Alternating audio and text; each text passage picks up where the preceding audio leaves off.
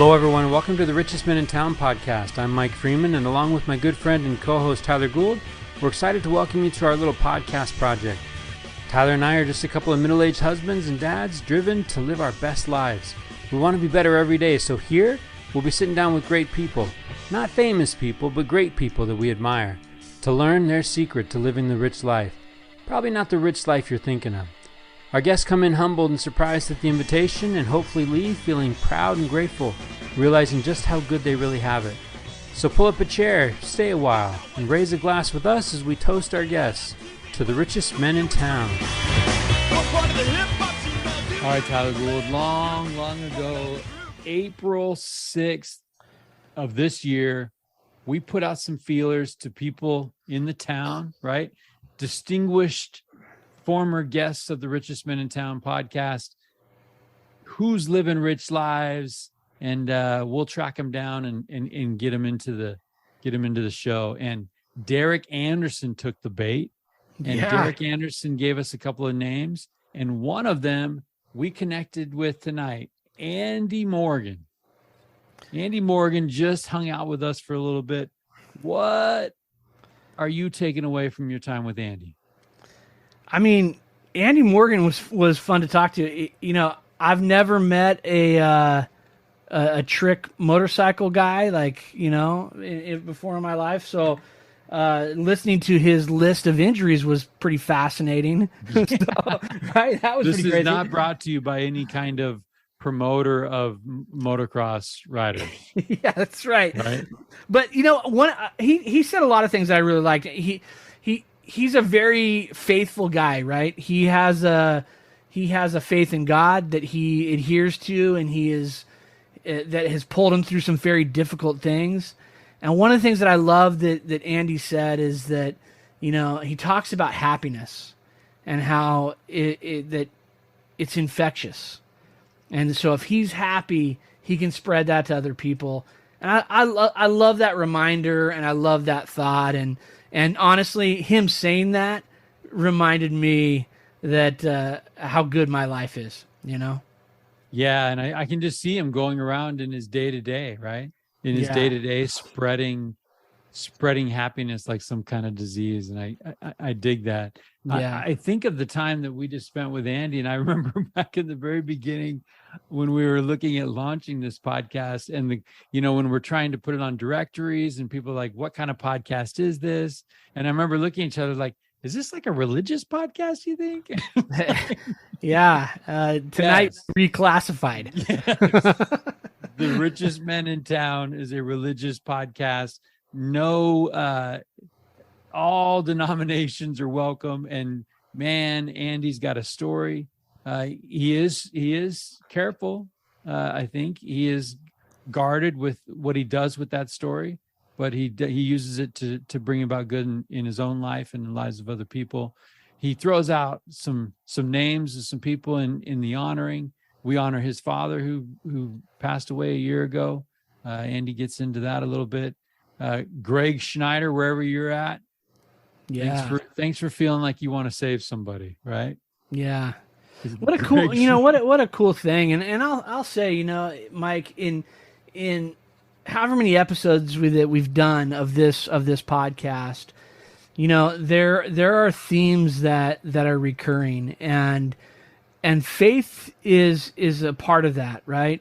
We've talked to a lot of people that have gone through some very difficult things and find themselves in a situation where they're reaching out to something bigger than they are, right? And I loved the imagery of Andy's experience, and I loved the sacredness of Andy's experience and what it meant to him, and the energy that it gave him to get through some very difficult things in his life. So I love that. I love those ties that tie everything together, right? Yeah. And, you know, and he's not done. And Andy, you are right about a whole lot of things that you shared with us. I think one of the things that resonated loud and clear with me is that everybody is watching. Yeah, I love that. Not just our children. Everybody's watching. Derrick Anderson was watching Andy Morgan live his life, and he thought, Mike and Tyler needed to meet up with Andy. And Derrick, you were right. And I think as the world goes the way that maybe the world is going, I think it's going to give us a little backdrop so that we might be able to shine our light a little bit.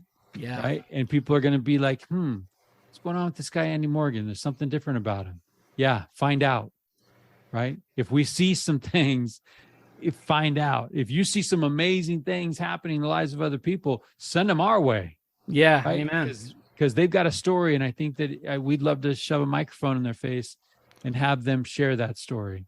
Andy knows some things, some sacred things, and everything's different as a result of it. Yeah. The ultimate hinge moments, right? Those things that change us forever. And I love the idea of like the things that he used to have in his heart. He no longer has that desire in his heart. Yeah. Dropped it on September 5th, 2017.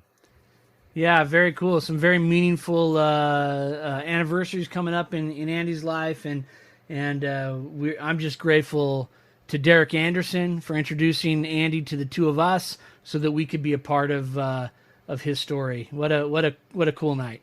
Yeah, to everybody that played a part in the story of Andy Morgan, to Andy Morgan, keep going, brother. We love what you're doing. We are fans. We are friends, and anything that you need, we're here for you. To our listeners, thanks for your continued support, and I hope that you love your time with Andy Morgan on this episode of The Richest Men in Town. So I'm excited about tonight, man. I'm excited. I don't know. We are trusting the process this week. Yeah, and I'm excited about it. Honestly, now when you tell me this is a referral from our friend, right? Derrick Anderson, episode 73. When you tell me Derrick Anderson is recommended, I mean, we've been doing this a little while, and every time someone has thrown a name at us, it's been good for me. So I'm excited about tonight, man. Yeah, like so selfishly, I'm excited. For those of you that remember, right, episode 73 or new to the program, check them out. A New Shot at Being the Best Me is his episode title. Only strike against Derrick Anderson. Rams fan. Yeah, that's it. No one's perfect. Yeah, you can't win them all, man. And for those keeping score at home, this is his second referral because that's true. Was the one that connected us with Justin Queen. That's true. Right. And redemption's around the corner. Shout out to Justin Queen, because that was a game changer of an episode. Yeah. Episode 103 definitely left us with some things to think about. Yeah. So we are coming in, and this is not our first time that we've jumped into the podcast with a new friend without a pre-show call, right? We are definitely pushing our chances here. So for those that are listening, if it cuts to just us in the wrap, that means it didn't work out. Yeah. Yeah. and we're not above that. We will chop you out. We will cut you right out of this, man. But we do tell everybody in the pre-show calls that the only person that's ever been chopped is me. That is still true to this day. And that is coming from our trusty sound editor, Tyler Gould. The only person that's ever had their stuff cut is his co-host, Mike Freeman. Yeah, and maybe there's some bias in there, right? I'm listening to myself. I'm like, I sound good. But that thing that Mike said, no, we can't let that on the show, man. Andy Morgan, welcome to The Richest Men in Town. How are you? I'm good. How about you? We are good. I was telling Tyler, we are trusting Derrick Anderson right now. Because Derrick Anderson, we put out a call. I mean, let's be real, Tyler. That initial call was in April when we reached out to folks and was just like, "Hey, tell us who's living rich lives. We'd love to bring them up and put them on the show." And Derrick Anderson gets back to us with the name Andy Morgan. His quote was flattering. His quote was, "Andy Morgan is living a life I admire for many reasons." So, Andy, literally, that is all we know about you, brother. Yes. So no pressure. We got 2 hours, and we got to hear all this stuff, man. I'm excited about it, though. I'm excited. Well, that's good. Yeah, this is really exciting. It's an honor to hear that.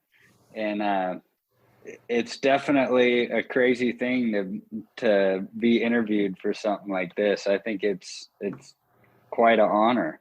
Well, we feel exactly the same, right? When Absolutely. a guy to the caliber of Derrick Anderson, friend of ours, friend of the program, says, "Hey, take a look," and just so you know, Andy, Tyler and I are just a couple guys trying to get better. So we're always trying to turn over stones, like who's got answers to our questions, where are we struggling, where somebody might not be struggling. Even better, man, if they went through some struggles, right? Because we're all going through things, and would be willing to share their stories so that other people going through things might have some hope these days. So it is our honor. And I'm going to kick off right. I'm going to just kick the door in, Tyler Gould.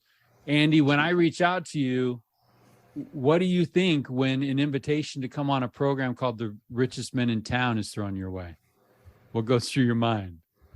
Well, with a title like that, I mean, I guess like everyone has their own kind of thing, you know, and it's like, I guess I would feel the same way. I think Derrick said this in his episode, is it's like, man, like who, me? Like, how am I the richest man in town, you know? I love it, man. Andy Morgan, please step forward. It's like, yeah, nah, I got nothing. Andy, like, go ahead, Andy. Well, I was going to say, it's like, yeah, you know, I mean, there's so many other people that, you know, you admire and look up to and stuff. And it's like, geez, like me, you know? I like Mike said, we trust Derrick, and we're excited to kind of dig into your life and the life that you're living, and learn a little bit about you and what drives you and motivates you. Can you talk a little bit about how you know Derrick and what that connection is?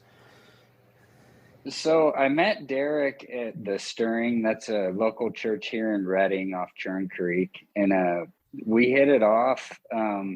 We actually, both of us were going through this program called The Journey that was hosted by Dennis Shepard. And it was like I want to say it was intended to be like 9 months or something like that. And we ended up carrying it out for like 11 months. And wow, it was a really good program. And honestly, it was like a group of guys, and there were some girls in there, and it's crazy to look at it, you know, like a guy like Derrick and a guy like me, like our walks with the Lord, like how similar things are in our lives, you know? Yeah. All right, those are doors, Tyler, right? Yeah. Andy's just opening up doors for us and like putting the ball on the tee, just ready for us to take a whack and get into your story. But can we get into this journey a little bit? Because I kind of dig the idea of people getting together on a consistent basis over for a some time. year, man, almost a year's time. That's fantastic. So what would that look like? Or, you know, I mean, what was the Mr. Shepard? Yeah, Dennis Shepard. Dennis Shepard. Yeah. Okay. Talk to me a little bit about what that journey experience was like. So basically we would go to a house, and it was Bob and Ray Morrow's house, and we'd go over there, and there was like a book that we had to read, and we would go in and discuss things about the book, and like basically share our experiences of how God has molded us and shaped us and stuff. And Dennis would give us like questions and stuff like that, but we would carry on so much in the conversations about getting to know each other and sharing like our experiences or our struggles with each other and how we dealt with them and how we basically just walk with Jesus. Wow. I love it. I love that idea of just kind of getting together with like your peers. I mean, that is and so being vulnerable, right? Yeah. I mean, it's so different than what we, you know, I think there's two things, right? Getting in a room full of guys and girls or whatever, right? And kind of burying your soul is tough. And then I think shooting pool, not so much. Not right, Yeah. right. But then when we start to talk religion, that can be even harder, right? Like there's an extra, in my experience, an extra layer of vulnerability when we start to talk about, to kind of bare our souls about how we feel about God and what our journey's been like. So I love that idea. Yeah, that's the interesting part about it is like in life, like there's so many different activities you could do. Like some people could be into football. I happen to be into dirt bike riding, and it's like, what is it that like doesn't matter your age, where you're from, your whatever, there's one thing that you can all agree on to talk about, and that's religion, like God, basically. I gotta know, Andy. Like I find like that whole environment really interesting, right? But I'm curious about your, if we hit rewind and we backed all the way up, where does religion start to become something that's important to you? Is it recently? Right. Is it as a young boy? I mean, where can you talk a little bit about your experience with religion and kind of what that journey's looked like? Yeah, I'm glad you asked that. It's been an interesting walk. Like, so I was born Catholic and baptized as a baby. I went to St. Joseph's Church. So born here, you're from Reading? Yeah, I've lived in Reading my whole life, 36 years. Yeah. Okay. And so I grew up in a family of four kids. I'm the youngest, and have my mom and dad. And so we went to St. Joseph's every Sunday, and I did basically everything you could do there, like CCD. I did learn communion, where you take the communion. And for about 2 years, from like age 9 to 11, I was an altar server. And I always went to church, but it was more kind of like something that like you do because your parents, it's just something you do as a family, it's never, It was never like a interest, and then, gosh, I don't mean to jump around, but, so when I was 26, I got married.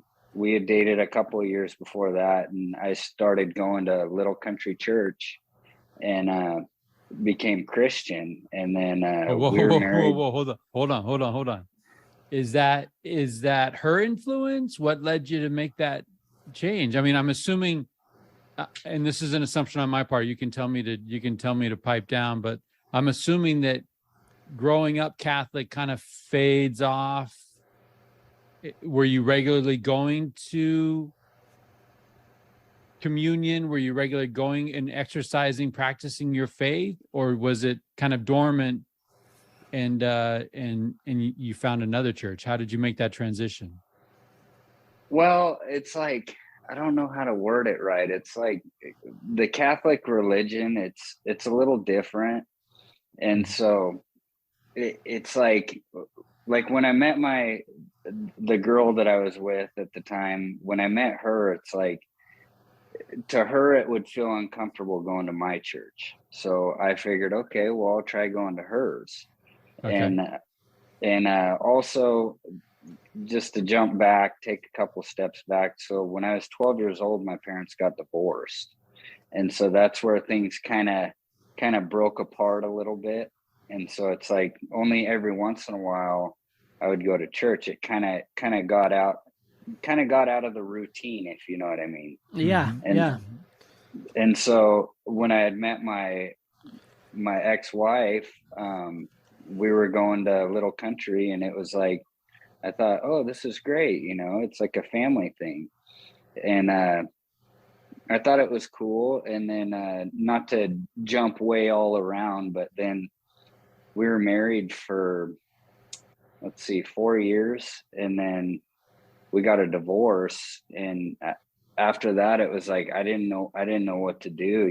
Like I wasn't going to go to that church because that's where our family went. And it was just a combative divorce. And so it's like, this guy reached out to me. I had no clue who he was.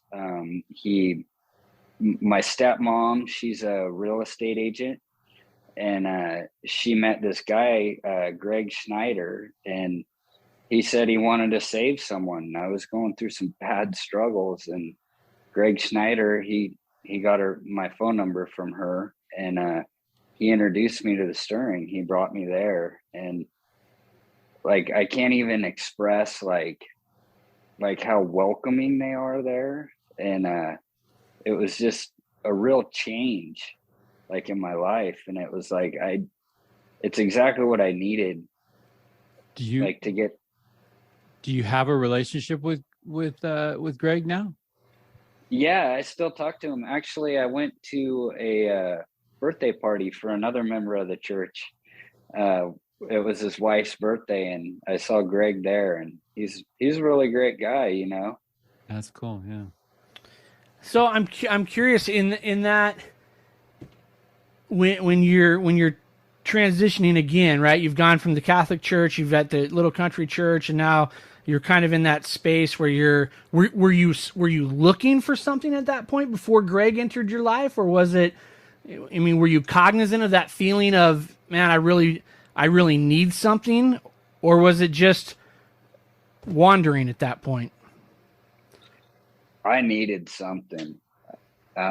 Basically, to go back to the core issue of it is I was a raging alcoholic, and I needed something to change my life, and I didn't know what it was. And like, I heard all these voices in my head. I was starting to think that I was nuts, you know, and I started going to the stirring, and like they have these prayer teams, and I figured, oh, I'm gonna try it, you know. And I went up, and this lady, she was like, have you ever accepted Jesus Christ into your life? And I was like, yeah, I was born a Catholic, like, of course, you know. And she's like, she had me say this prayer to accept Jesus, and like she had me like close my eyes, and it's kind of crazy. She had her hand on my heart and her other hand on my forehead. And so like I recite every word that she said, and 3/4 of the way through it, I felt a hand on my right shoulder. And so when I get done saying, like, reciting the thing that she had me say, I open my eyes and I turn around, and there wasn't a single person around. And so basically, like, a few days went by, and I just woke up from this gnarly dream, and like it was like I heard Jesus talking to me, and I'm just like kind of arguing with him, like, what do I do, you know? And he was just like, better yourself. And I'm like, how? And it's like, he's like, stop drinking right now. And that was September 5th of 2017. Wow. And yeah, no desire to drink. It's never like I'm anywhere and I'm like, man, I miss it, you know. It's like I don't miss the taste, anything. And so it's like, after all that happened, it's like, man, this is something I definitely want to keep pursuing. It's like Jesus really does have the power to like heal people and save people. And it's like also the people that you meet, it's like you become who you surround yourself with. And so it's like, why not surround yourself with great people, you know? Yeah. I love that. Well, and I think of I think I have a kind of a hot take or a statement that I think sometimes maybe might be a little too black and white, but I really do believe that where he's been, it's different.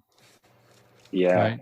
Like I remember you know, being in the mission field, Tyler, and talking to people about quitting cigarettes or, you know, doing this or doing that. And it's like, man, if you have an experience with the Jesus that I know, you won't. Yeah. Right. That desire will leave.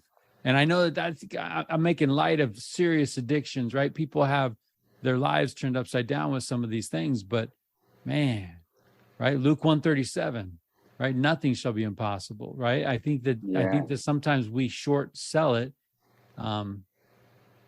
Where he's been, I can say the same.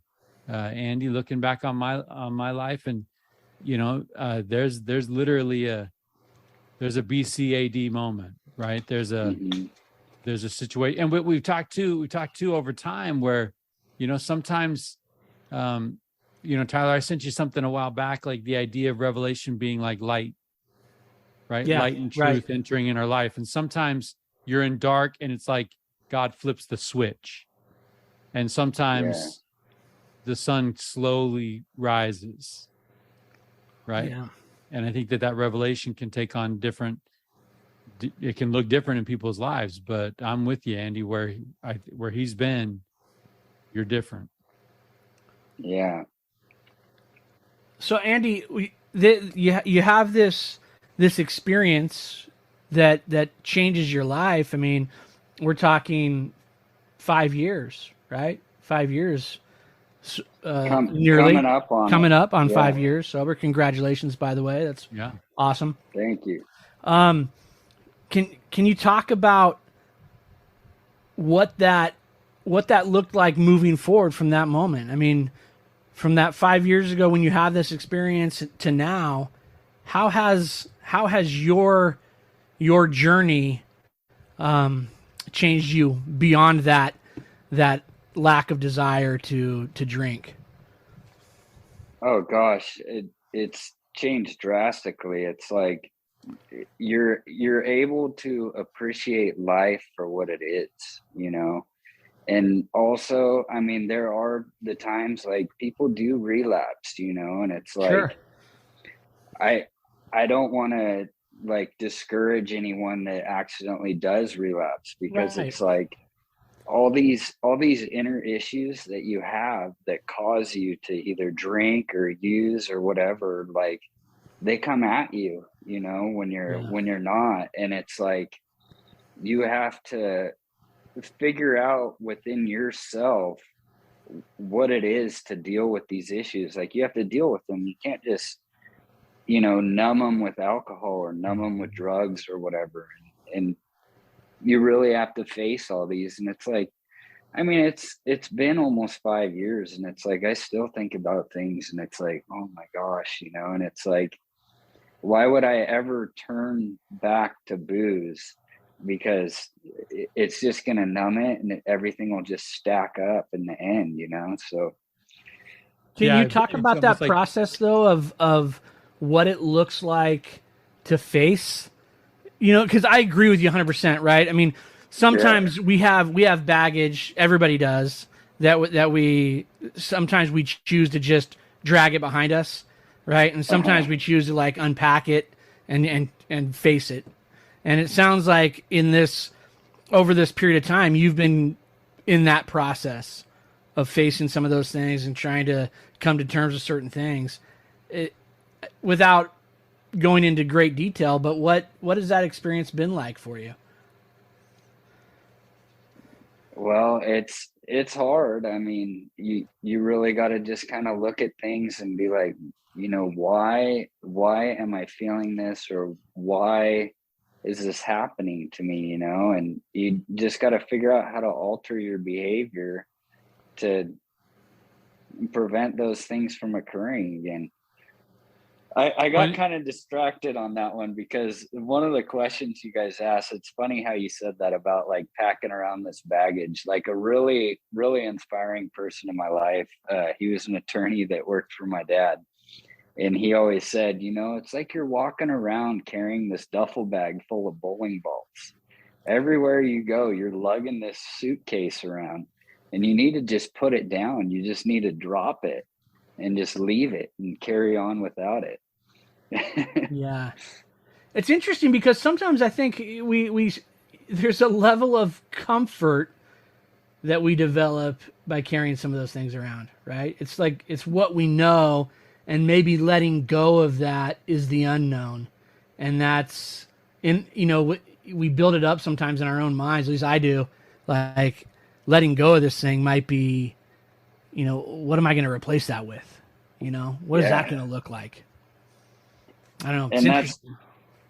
I was going to say that's totally true too, because it's like a lot of people, they will kind of indulge in other stuff, like whether it be toxic relationships or just chaotic behavior. Like for me, I'm an adrenaline junkie. So it's like with I've ridden dirt bikes since I was 3 years old. And it's like, sometimes I have to kind of put myself in check and be like, I'm chasing that feeling, you know, that adrenaline. It's like, man, like, I'm a dad. I have a daughter, and it's like, I live by myself. It's like, man, I got to watch myself. You know, I can't go out, jump on my motorcycle and rack on myself. I got to ride at 65%. Yeah. Can't go 100%, you know? Yeah. Yeah. How old's your daughter, and what's her name? So my daughter's 7 years old. She's going to be turning 8 in September. Oh, nice. And yeah. And so that's kind of another cool thing about my sobriety date is it's like, I can always give her that gift is like, you have a fully aware dad that's just always going to be there for you, give you your full attention. Man, and you know what?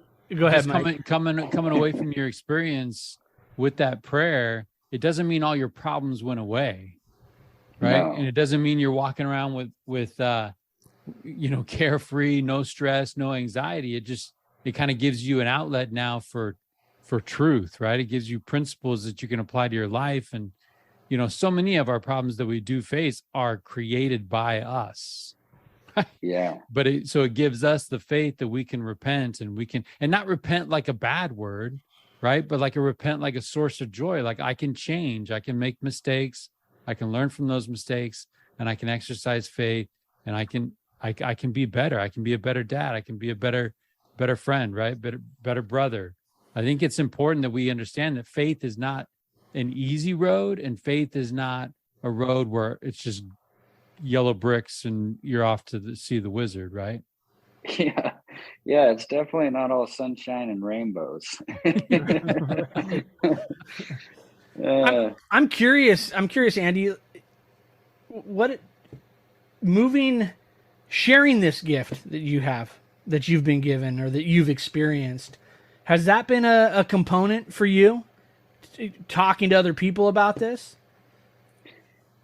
I definitely talk to people about drinking and stuff like that. Like, matter of fact, I tried talking to a former friend, like a friend, last night about it. Like, he was, you know, whatever. And I just gave him my words of encouragement. Yeah. But with my story, like about the hand on my shoulder and stuff, I get kind of skeptical to tell people about that because people always question it, you know? Yeah, right. And it's like, a lot of times, like, your experience with the Lord, some of them you kind of got to keep to yourself, because if someone questions it or comes up with like alternate things, like kind of not really insightful things about it, it'll take away from your experience. And it's like, I love that. I agree with that 100%. Yeah. Yeah. I think that there's power in saying, though, that when you are having conversations with folks and you've conquered a Goliath, right? Mm-hmm. You've got something in your rear view mirror that is tearing somebody that you might know or love. It's tearing them up right now. You can say, hey, I know for myself, right? No one else needs to tell me this. I know for myself that with faith in Jesus Christ, you can beat that thing. I think too, Mike, that there's conversations that I've had with people where I'll say, maybe almost secularly, right? Like, yeah, hey, you know what? I've experienced this thing, and I've made it through this thing, right? And I've had conversations where I've said, and when you want to know how I did it, I'll tell you how I did it. You know? Because I agree with Andy, like, there's some times where you can have that conversation and it's like you're throwing like the pearl before swine. I mean, that, you know what I mean, to a certain degree, and that's going to get beat up, and I feel very protective of my own experiences as well. Yeah. But I have had that conversation where I've said, hey, this is how I've had some tough things, and I've got through it, and if you want to know how I did it, I'll tell you. Well, and it's that verse, right? Be quick to give a reason. Yeah. Right? Be quick to give a reason for the hope that's in you. So if you come to me and say, hey, I knew you then. You are not who you were then now. Talk to me about how, what's the difference? I'll be dang quick to tell you what the difference is. Yeah, right. Yeah. Yeah, and I think that's that there's the thing something there too. too. I think that there's something there too, because they're soliciting it, and that's kind of exercising faith a little bit on their part, right? Hey, tell me about that thing, versus you preaching at them, right? Sorry, I didn't mean to cut you off. No problem. But I was gonna say, when you said that, is people do notice that. Like, they'll notice a change in you, and they'll be like, man, there's just something different about you, and it's hard to notice change in yourself. Yeah. But it's easy to notice change in someone else. So that's a good point. That's one of the most rewarding experiences, is when someone notices it and then they talk to you and they're like, man, it's like you've just changed so much for the better, or whatever, it's And for you, you're kind of in the middle of the struggle, right? It's just like, I'm doing the work, I'm working at it. I don't see the leaps and bounds, I mean, I can pick up on some incremental adjustments I've made, but when someone comes to you and says, man, something is different and it's working, that's kind of the payoff, right? Oh, definitely. Yeah. Well, and that goes into that beat yesterday, right? Yeah. That's all we're trying to do. We beat yesterday. We're better. We're trying to be better today. And then over time, like day to day, that delta, that change isn't really easy to see, but you zoom out over a decade, you're going to be in a different place. Yeah. 100%. Yeah. And that's kind of actually a big thing, is that I've noticed too with my walk with the Lord, is you'll make yourself go nuts if you compare yourself to other people. But if you stick to comparing yourself to your previous self, then it's rewarding. If you're bearing fruit, that's the best thing, to just compare yourself to your previous self. Yeah, and give God the credit, right? Definitely. It's not you. Yeah. Hey, I'm glad that you have a close relationship with God and Jesus Christ, because dirt bikes. Yeah. There's a lot of prayers that probably go up. Dirt bikes can put you on an edge there a little bit. Talk to me a little bit about so since you were 3 years old. Yeah, I started when I was 3, and then I started racing at age 5, and I raced until I was 16 years old. And it kind of goes back to like the whole parents getting divorced thing. It's like, it wasn't necessarily like a family thing anymore. So my dad was like, he didn't really want to do it as much anymore, and so I had to think in my head, I'm like, man, like, what can I do to keep doing this? And a friend of mine introduced me to freestyle motocross. And I was like, X Game style, right? Yeah. And so when I was like 16, he was like, yeah, I'm in where was he? It was like somewhere on the coast, like Humboldt County area. And he was doing a freestyle motocross show. And I was like, can I ride? And he's like, yeah, show up. And so I drove over there with my brother, and we jumped, and we met the promoter, fell in love with it, and then got on like a regular route with them. And I did freestyle motocross for 10 years, from 16 to 26. Wow. And it just grew and grew. Like, I mean, it went from we jumped doing monster truck shows. It was ramp to ramp, and we would do monster truck shows, like grand openings for stores. I did like a IFMA freestyle show. I think that was the name, and it was pretty cool. Like, they'd have like music and stuff, and like all kinds of crazy lights, and you'd come out, you'd be like indoor and jump the ramp. And I mean, throughout that, the injuries going ramp to ramp. First, I broke my collarbone when I was 17. Then when I was 20, I broke my femur. Femur. Then, yeah. Nice. So I had a rod in my femur, like the whole length of it. And then when I was 24, I think, I was doing a freestyle motocross show in Orland, and I did this trick where you grab onto the seat with both hands and then you let go and then you grab back on. It's called a rock solid. And when I went to grab back on, my hands crossed, I missed it. And so here I am going 78 feet far. I'm like 38 feet high, and I'm away from the bike, and I'm going to land on a landing ramp and knock myself out for like 15 minutes. And I woke up. And I'm kind of a silly guy, so it's like the paramedics were asking me all these questions, and I was giving them some bogus answers, like they're all, how old are you? And I was like, 22, 23, 24, 25, 26, 27. Like, I was just being really goofy, and so they thought something was really wrong with my head. And so I got life flighted to Enloe Medical Center, and then got life flighted from there because they couldn't do the surgery. I re-broke my femur, bent the rod, fractured my pelvis. It's called the acetabulum. And so I got flown to UC Davis, and I was there for like a week. And it wasn't I good. would ask you how to describe the feeling when you go to grab that seat and you miss, but there's probably no words for that. Honestly, like, I didn't think it was gonna hurt that bad. It was kind of like, oh gosh, I missed, and then you get like 3 seconds of floating air time, and it's like, I thought I would just kind of hit and roll, but it was like hit, lights out, and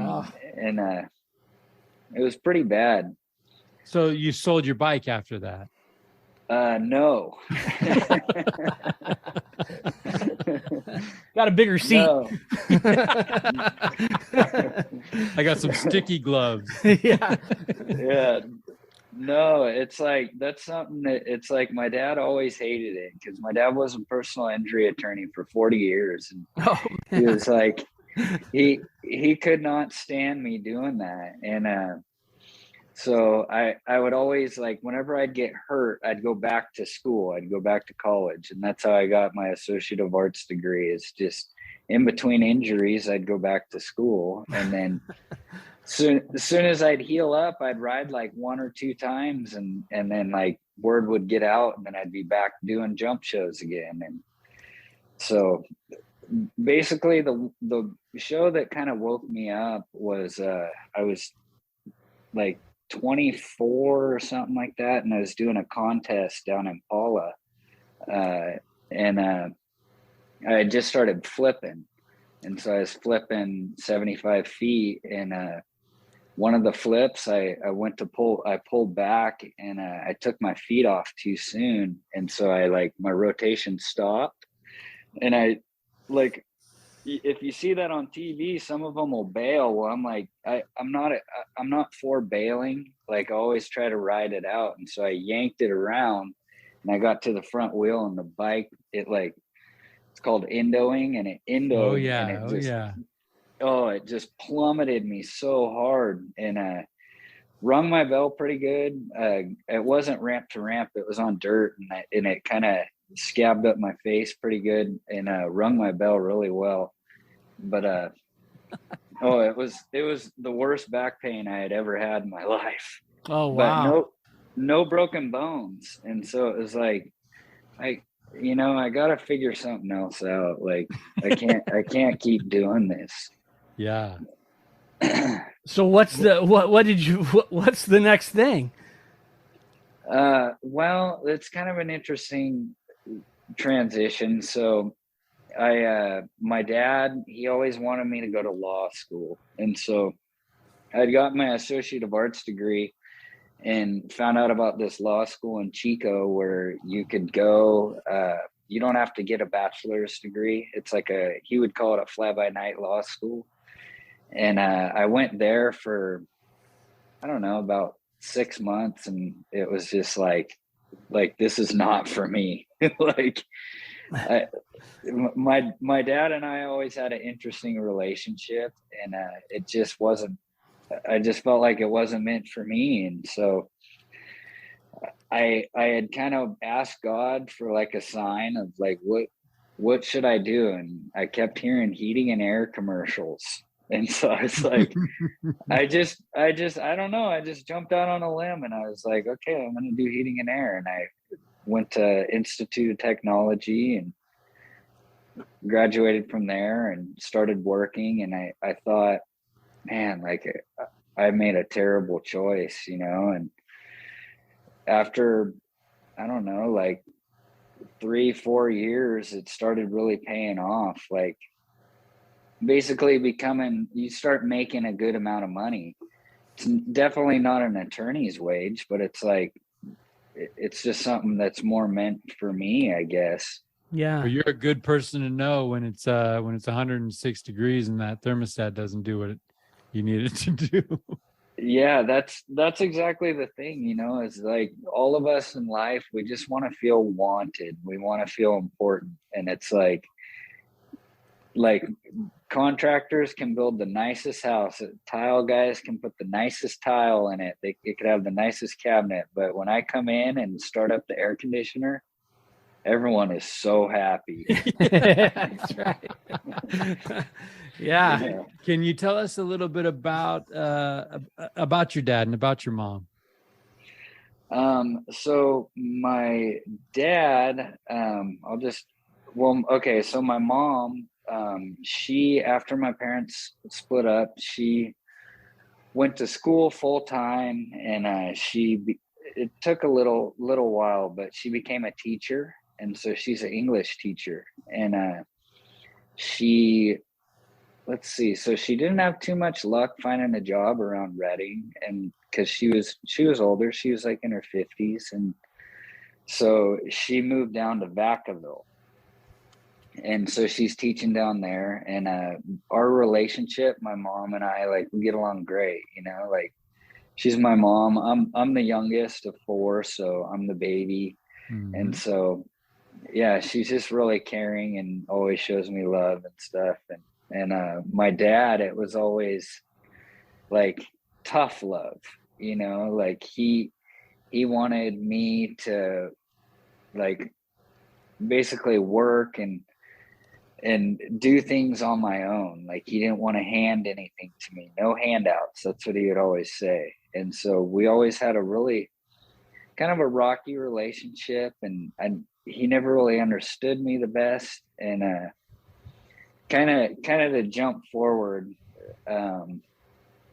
so it was 2020. So my dad drove race cars and stuff like that, and he would go down to I forget the name of it, down like Sacramento area, and he would race his race car, drive it and stuff. And when he came back, he went down there with my brother. He came back, and we saw him this video camera. So he had talked to my stepmom, and he sounded kind of funny on the phone. And so my stepmom had my brother go check on him, and my brother went and checked on him. My dad was like sitting up in bed, had his glasses on, they were broken, and he had blood all over his face. And it was like, we didn't know what was wrong with him, and so we took him to the hospital, and we found out that my dad had brain cancer. Oh, wow. And so, yeah, so that was in 2020, and they gave him 18 months. And it's like my dad, he was like the healthiest guy ever. He always ate right, exercised every day. And yeah, it was like crazy that he ended up with this, and so basically they gave him 18 months to live, and it was 20 months my dad died. And he died like 2 days before Father's Day. And so, yeah, so it's interesting. The day of his passing, like this year, fell on Father's Day. It's been 1 year since my dad passed away. And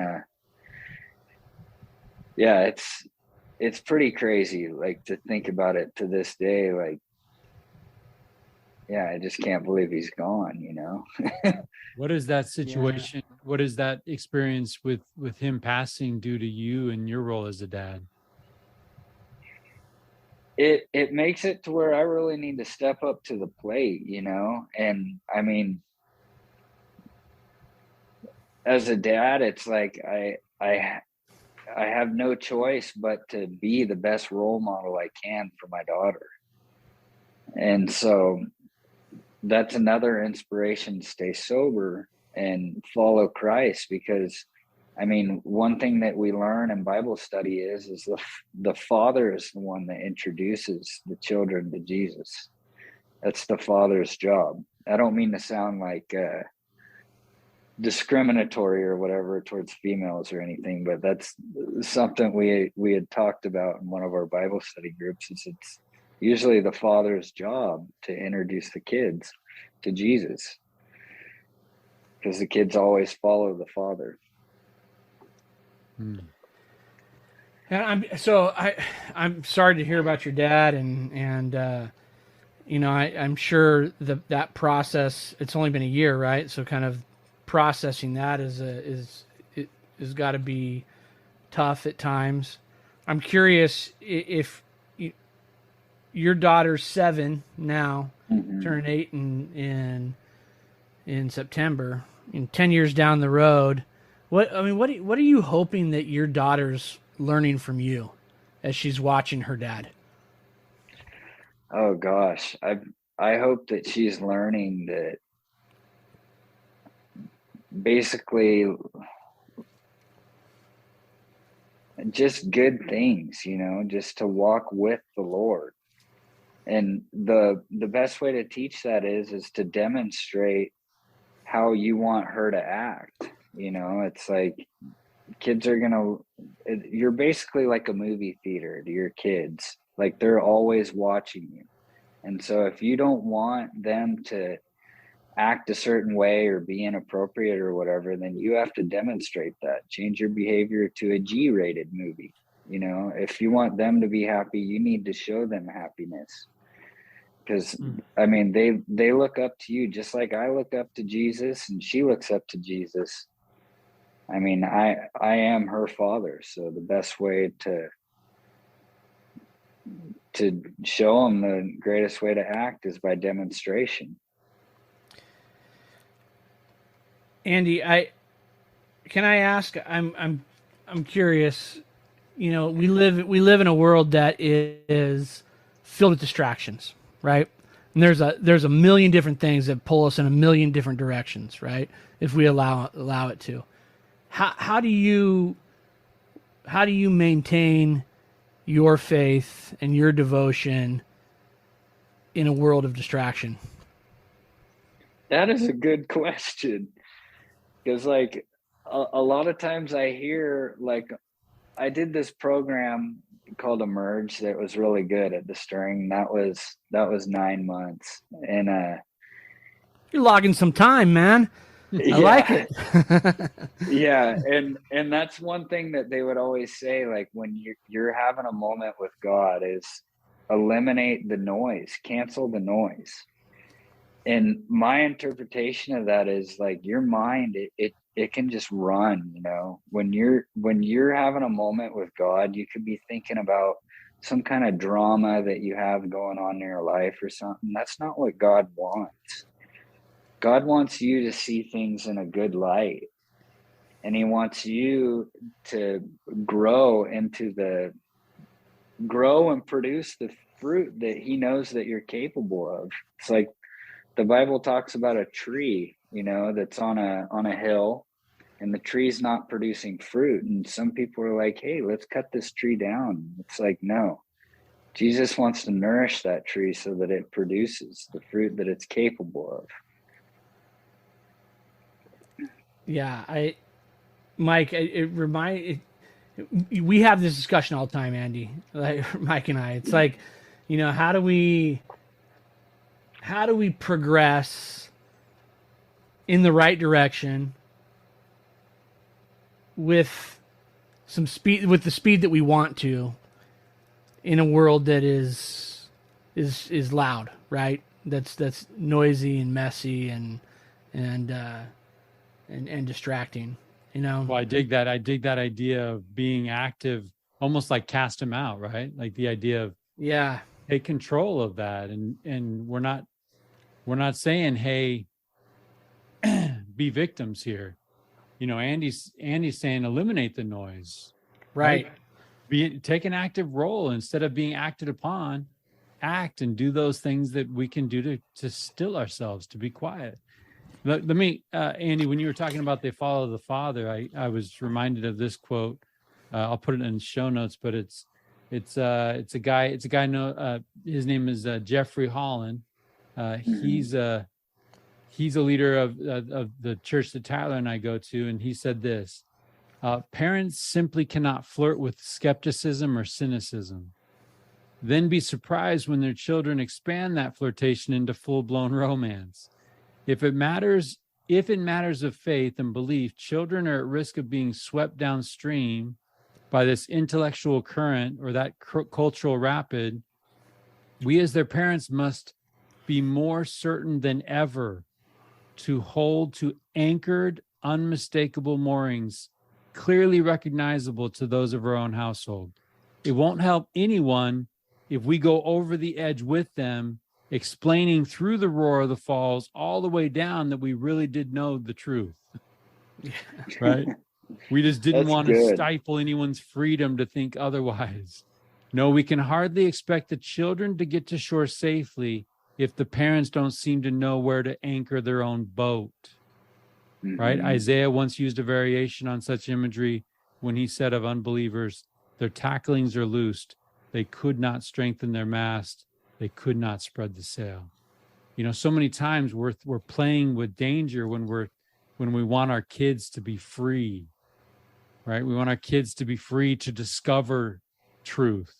Well, I love that idea of, hey, dad, step up and introduce your kid to truth. Right, without modeling it or without having discussions, and just hope that they're going to wander in the door and go, yeah, I got it. Right. Yeah. And instead they go over the edge and we're like going with them. It's like, no. Like I really did. It's too late. Yeah. It's too late. Absolutely. That goes back to your point, right, Andy, which is I've got to be modeling it. I've got to be making adjustments. I love the analogy of the movies, right? It's like if I want my kids to have something wholesome, I've got to model wholesome, right? If I'm modeling the the things that I don't want them to do, well, guess what? That's where they're going to end up. Well, and they're magnified, right? Strengths and weaknesses are magnified in the lives of children. Yeah. So they're going to take your weakness, say, hey, I saw dad do this. I'm going to 10X this thing, right? Hopefully is your daughter riding bike? Yeah, that's funny you asked that. So, all right, let's hear about it, man. I bought her this motorcycle last year and for her birthday, and it's like right now the electric ones, they're really sweet because there's an issue with the gas right now. Like nowadays it's not the same gas as it was before, so it goes bad super quickly. So I got her this electric bike and it's like perfect for it. It has 6 different speeds, and so she's more timid. She kind of gets that from her mother. Like she has a little bit of the adventure side of her, but like her mom was very well reserved, like, and wanted to stay safe. So she does have a motorcycle. Does she like riding it? I'd say most likely not, but she always thanks me for pushing her on it, like, I mean, if I asked her if she wanted to ride, she would probably say no. So if I I don't want to say force, but kind of. You're there holding her. She's good. Yeah, it's like I really have to instigate it. And when she's done, I'm like, "Did you have fun?" And she goes, "Yes, that was fun."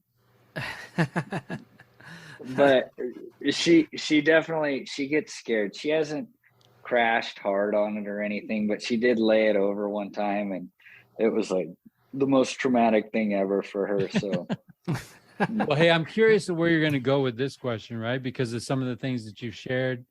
You shared your parents getting divorced growing up. You shared your own divorce. You shared basically free falling, being shot through the air, losing your bike, and coming down hard.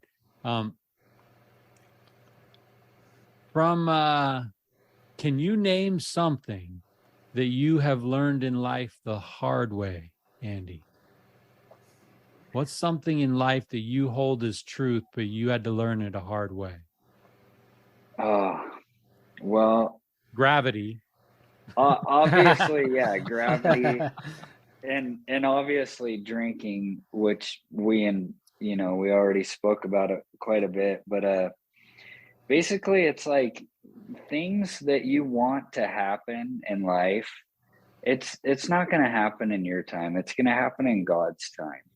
And anything that you try to speed up the clock on and make happen in your time, well, that's not God's way. And so God's not going to bless it. He's not going to grace it. And it won't work out. So it's like, there's all kinds of things that I've tried to do in my time and not in God's time, and it didn't work out. So that's just basically the biggest lesson I've learned is God's in control. And so if I want something, I need to keep working at it until God provides it.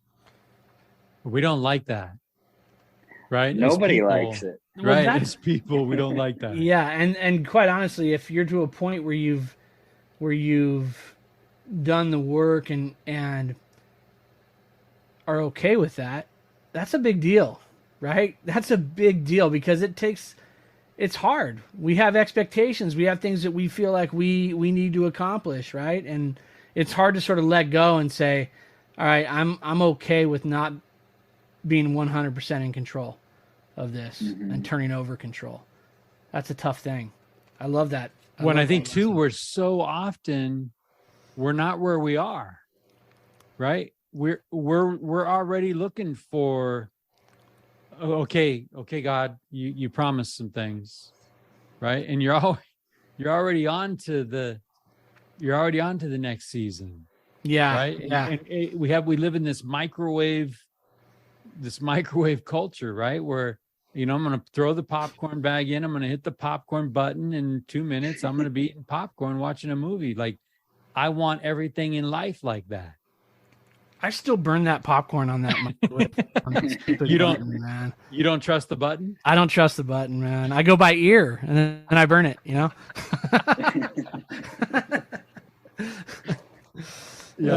I love that. I love that thought. I think that, and it's a liberating thing once you've learned it, right? But I agree. There's going to be some things that you learn the hard way for sure.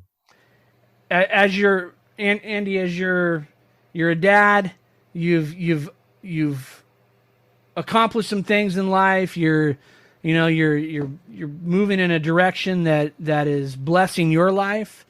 What gives you hope? Oh gosh. What I would say gives me hope is, and anyone else out there, it's like there's always something to look forward to in life. Whether it be like my job, like I just started working a new job at Shasta College doing the heating and air, and that's actually another person that was an influence at the church, Steve Molman. He's the one that basically told me about this job. I applied for it and I got it. And so it's like every day I look forward to going to work. It could be something different. Like this weekend, I'll have my daughter for the weekend. I look forward to that. I always look forward to seeing her bright, smiling face, and it's like there's always something to look forward to. And if there isn't, if you feel like life is just like a dark tunnel, well, there you can look forward to going to heaven eventually one day. You know, it's like there's always something in the future to look forward to. So that's basically what keeps me trugging along. I love that thought. That'll get you out of bed, right? That'll get you out of Yeah. bed. And let's acknowledge that there are, I love how you close that, Andy, because there are people that don't see light at the end of the tunnel, right? But I think that's why hope is so dang important, because hope is the idea that you can do something to help your current situation. You're not victim of circumstance waiting for something or somebody else outside of your control to come in and make things better. You can find something, anything, the tiniest thing to look forward to, the tiniest thing to do, right? Go back to school, reach out to a friend, call for help. There's something that you can do, and it's not nearly ever as dark as you might think it is.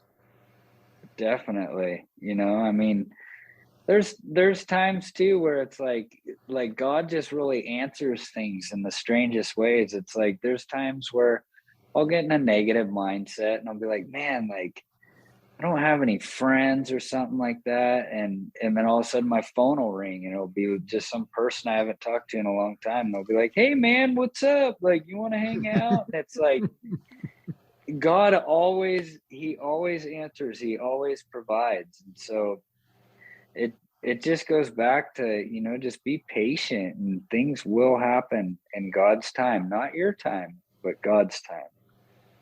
Hey, with your dad passing, how are you honoring him today? I'm glad you asked that. Yeah, it's like, so during his life, you know, it's like I knew that there's things that he could see and things that he couldn't see.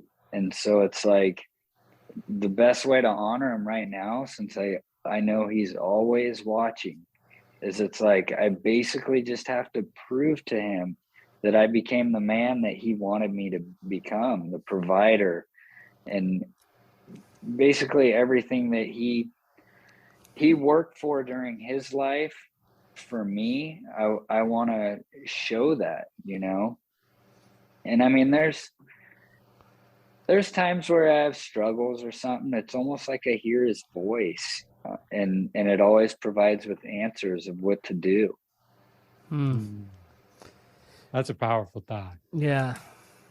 You know, given the to piggyback on that idea of honoring, is there anyone else that you'd like to take a minute and honor in this space? Oh gosh, there's a ton of people. We got time. Yeah. We'll put out a disclaimer. We'll put out a disclaimer. If you forget somebody, it wasn't that you don't love them, right? But we put you on the spot. Yeah, that kind of goes back to the dirt bike thing. I've had 38 concussions, so if I forget someone, so you just rack it up to that, dude. They know. Yeah, but I mean, from the church, because it's like I can't emphasize like what meeting Jesus has done for my life and for my daughter as well. But it's like, you know, just to start the list, it's like Greg Schneider, who introduced me to the stirring, and then the people that I met, you know, there's Dennis Shepard, you have Mark Williams, starting to draw blanks here. There's Rob and Bob and Ray Morrow, Jim Bailey, kind of drawing a blank on names here, but there's all kinds of people. Yeah. I love that. Go ahead, Mike. Yeah, so I don't want to make light of the number of concussions and that joking, you know, the joking of forgetting, but Tyler and I are always talking about remembering, right? And like this idea of like, we're going to win this battle that we're fighting every day if we can remember. If we can remember the experiences that we've had with the Holy Ghost, if we can remember those experiences that we've had that have helped us build up faith and right teach us those things that we know. What are you doing to remember? What are you doing on a daily basis so that you might always remember? I always thank the Lord every morning when I wake up, just for the opportunities that he's provided me. And it's like I can think back to where I was and like just how when my ex-wife had first left me, like just how down I felt, and it's like resorting to drinking and whatnot. And it's like remembering, it basically consists of just looking back and thinking about that, where I was and where I am now. It's like I was struggling to pay for the bills. I thought I was going to lose my house, and it's like now every problem has just basically worked itself out, and it's like every day just to remember, I just have to take a look at myself, what I was to what I am now. Yeah. I love that. I love that idea of just, being able to look in the rearview mirror and just and appreciate those hard things, right? Because you've done the work and you're on the other side of it, and to be able to look back and say, man, this was tough, but if nothing else, I can look at that and go, I got through it, right? I was able to get to the other side of it. I think sometimes we sell ourselves short on our capabilities, Yeah. Well, I think too.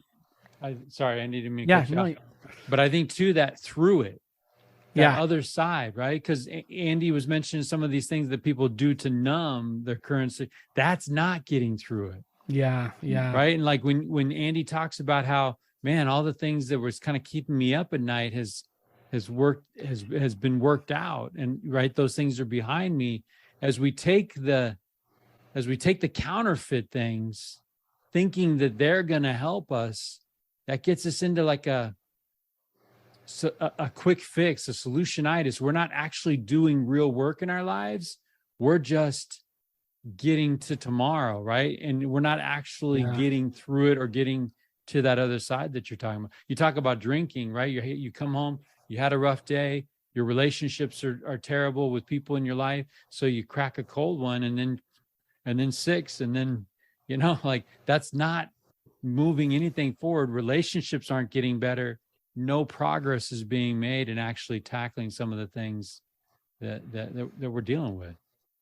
Yeah. It's interesting though, because we go through stuff in life and we think, I wish I didn't do that, or I wish I didn't experience that, or you know what I mean? But if we didn't, like if you're in that moment where you just, Andy, you think about the experiences you had where you decide, hey, I got to make some changes, right? You're in the middle of this, whatever this spiral is, and you say, I got to make some changes. You don't know what those changes are. You meet Greg Schneider, you go to this church meeting, and you have this experience. I believe that we get where we need to be, and we'll get there eventually. But sometimes we get put in these situations that are difficult, that really tear us apart. But it's almost those moments can become springboards, right? Yeah. To the next great thing. And I certainly wouldn't say, hey, embrace where you're at, but I think that idea of you being in that space thinking, I need to make some changes, that's a big deal. That's a big deal. Yeah, but too, the idea, I think I'm getting this right. 47. I think I'm understanding what this thing is about. In order for me to know that Christ can clean things up, I've got to acknowledge that there's a mess. Mm-hmm. Right? like once I acknowledge that I am a mess, then he can come in and we got to clean up on aisle 7, right? Like he can come in and be like, okay, you understand that you can't do this. You understand that there's just a couple things called death and sin that you can't beat by yourself. And that's when you have those moments, right? That's when Andy has his moment with prayer. That's when we have that moment. It's like, man, I've tried to do it myself and look at the mess that I'm in. And he's like, I got you. Yeah. Doing it on my own. That's what I do. That's right. Yeah. Yeah. You know, I clean up things. And guess what? You'll make a mess tomorrow. Right? Yeah. We're not out of the woods when it comes to messing things up. Yeah. Andy, can you talk to me? So I've dedicated a life to education. Talk to me about the experience you're having teaching these days. How And cool is that? teaching? Yeah, teaching. You're working out at the college. How you liking that? Oh, I do heating and air out there. Right, but you're teaching, right? No. So I do you're their facility guy. Yeah, I'm the facility guy. So you're doing heating and air for the entire Shasta College campus. Correct. Yeah. Okay. Yeah, I'm not a teacher. My mom's a teacher, but it's funny you say that because I was working for one of the, they're the biggest company around here, and I was working for them, and so it's like I didn't want to leave, but it's like this job opportunity was too good, and like to work for the county versus working for a business that, I mean, if the economy does whatever, that could depend on your job or whatever. And, right. When you leave that job, what do you take with you? Nothing, your hourly rate's gone. That's about it. So it's like, I wanted to find something that was more, it's a union. So it's like, you get health insurance, you get all the benefits that teachers get. And then just kind of the cherry on top is all the days off that you get as a teacher, you get as a heating and air guy. He's got a better gig than you, Mike. That's what he's trying to tell you. Yeah. And I support that 100%. Yeah, I'm aware of this, even as he's speaking. Hey, this one's an interesting one too. Like we're talking to somebody who jumped past tense motorcycles. I'm assuming we're not jumping bikes anymore. I do every once in a while. Like it comes out every once in a while. Like I did the last show that I did was let's see, probably 2 months ago. What are you afraid of these days, Andy? Oh gosh. Aside from like getting hurt or whatever, I mean, not to get all emotional, but it's like, I guess dying alone, it's like I always, when I was a kid, I always wanted to get married, and man, when my marriage ended, it was like, it wasn't something I wanted, it was something that she wanted. And so whatever, and I mean, it's like I said, things don't happen in our time, they happen in God's time. So it's like, if I just find someone and just marry them off the bat, and things aren't working out again, then I'll go through the same issue that I did before. So it's like, I know God will eventually provide the right person, but I mean, I just hope that is probably my only fear is just, not ever meeting that special person. Yeah. When I heard a phrase today, I was listening to Brene Brown's podcast. We'll throw that out in the show notes. But the guest referred to doing mirror work before we do lens work. Yeah. Right. And the idea of mirror work, what is that? When I throw that out to you, Andy, what is that? What do you understand that to be? Mirror work. Just basically look at yourself from an outside perspective. Yeah. And that's something that I kind of wanted to kind of touch on too, is God, he really can show you things through other people. And it's like one, first off with the drinking, it's like quit. When I stopped doing that, it's like, gosh, like how come all these other people can do it and they're fine and I can't, you know? And then it's like, God will show me that they're demonstrating the same behaviors that I did when I drank, you know. It's and then also what he's shown me recently is like seeing people that are in relationships where they shouldn't be, or getting married when they shouldn't, and he's showing me the chaos in theirs, and it's like, I don't want to go through that again, you know. So it's like, I'm just going to keep following his plan. If the right person comes along to complement my life, well, I'll invite him in, you know. But yeah. I love that, though. I love that principle of learning. Learning through other people, right? It really requires requires the ability to kind of focus and look at others and look for the right reasons, right? I like that a lot.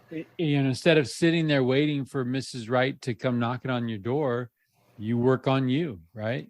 You're working on being the best you, because in the end, that's all you can control. Right? You can't control any of those other things that's on the Lord's timing, but you can work on you, right? Yeah. And if you're trying to sell yourself to someone else, you know, that you're going to spend the rest of your life with, why would you want to sell them the damaged portion of you? Yeah. You know? Absolutely. You gotta work out all the kinks and pound out all the dents. Get top value. So Andy, as you're thinking about the experiences that you've had, can you share with us a memory of a moment in your life when you felt truly rich? Like you were looking around in this moment, maybe taking a mental snapshot of a moment where it was like, this is as good as it gets.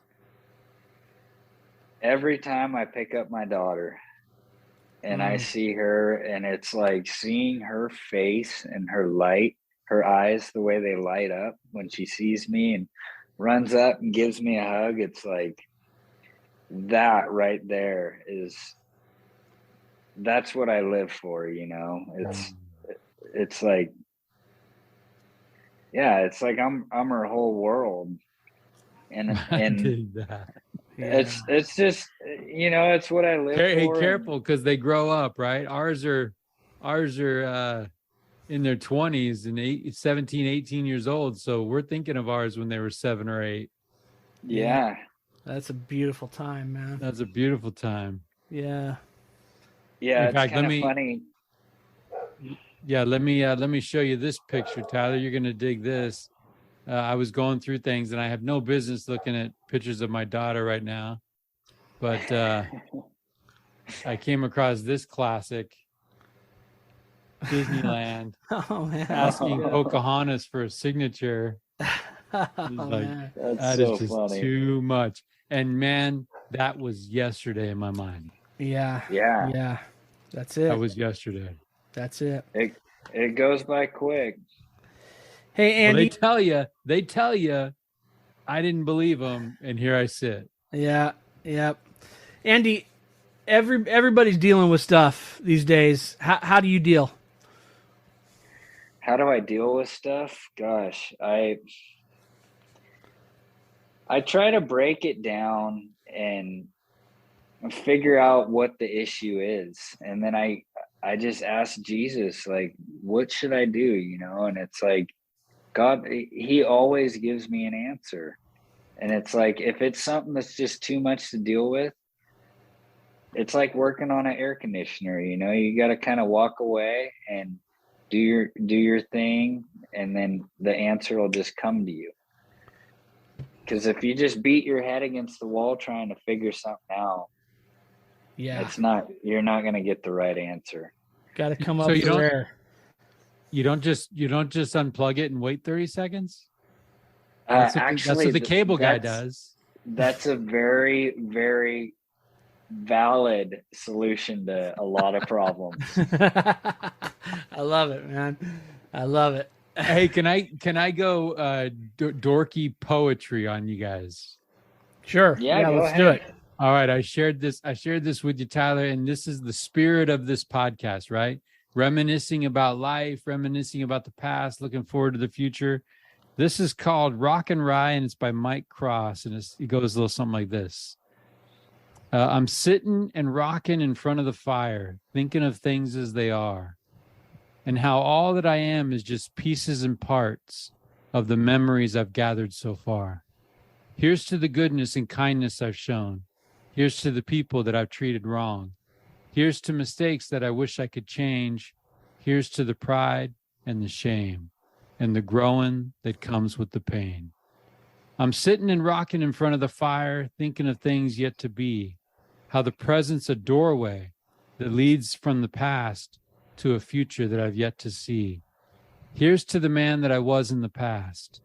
Here's to the man that I am now at last. Here's to the man that I someday will be. Here's hoping he's better than me because of these old memories. And man, Andy, as I'm sitting here talking to you and thinking about the experiences that you've shared with us and the journey, that's it, right? We're just three guys sitting by the fire, talking about the men we used to be, talking about the men who we are, talking about who the men, with God's help, who are going to be the men that we will be. Yeah. And I love you, man. I've never met you in person. I can't explain it, but I know that God is I'm supposed to meet Tyler Gould. We're supposed to do this little podcast project, and he just fills our life with incredible people. Yeah. So we appreciate you. We always, I don't know if you're a fan of The Richest Man in Town, I don't know if you're a fan of It's a Wonderful Life. Classic. Is that the old movie? That's it, man. The old movie. Yeah. The old black and white Christmas movie that right now NBC features every year on Christmas Eve. The story of George Bailey. Huh. Right? And George Bailey had a wish that he wished he was never born. Felt like he didn't make a difference. Felt like he didn't have any impact on the lives of anyone. And so God grants him his wish, and he gets to see just what the world would have been like without him. And he quickly comes to his senses and realizes, wow, I had it pretty good. Right. And he goes and he goes to the same bridge he was thinking of jumping off and ending his life. And he goes to that bridge and he prays, and his prayer is that he wants to live again.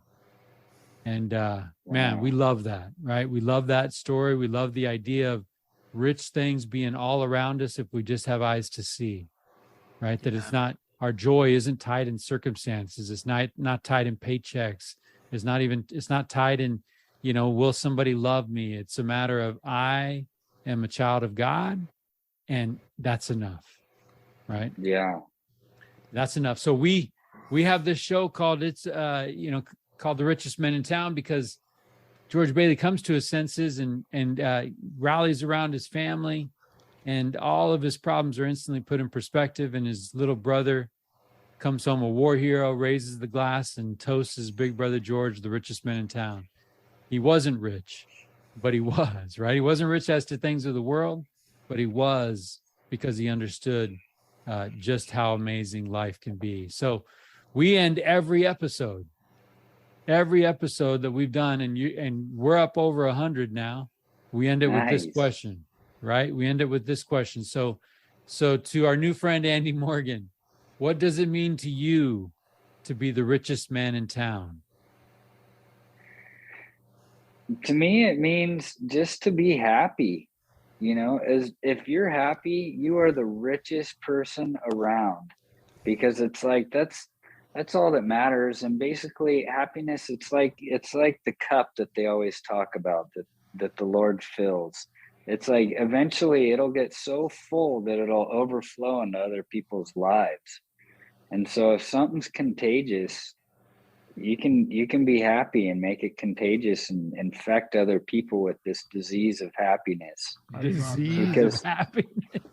Yeah. I mean, Let's really, infect the world. Let's have a pandemic of happiness, right? Yeah. Yeah. Love that. That's awesome, man. I got to tell you, Andy, I've enjoyed it, man. I'm grateful for Derrick Anderson for introducing you to Mike and and I appreciate the time that you've given us tonight. I appreciate the lessons that you've taught us, and I'm grateful for the opportunity to spend some time with you and hear about your journey. It's been inspiring to me. So thank you so much, man. Yeah. Thank you. I dig that the show started with you talking about a class that you were in called The Journey. Yeah. Seriously. Because that's what this is. That's what this is. And we're not done, right? We're not done. There's more battles to fight. There's more people to help. I love that. I love that feeling that Greg Schneider had that day. I want to save someone. Yeah. How cool is that? I kind of dig that. I want to be an instrument in the hands of God, that I might be able to connect people to some principles that can save someone. I love that. Yeah, it's good stuff, man. Andy, it's been awesome, man. Thanks so much for giving us the time tonight, and enjoy the rest of your night. Yeah, both of you as well. It was a pleasure talking to you, and I'm glad to be a part of your show. We're so glad that you're here, and we're gonna have to do it again sometime. And we mean that, so be careful. Screen your phone calls. Yeah. All right, man. All right, thanks, Andy. All right, thank you guys. Good night. Have a good night. Good night.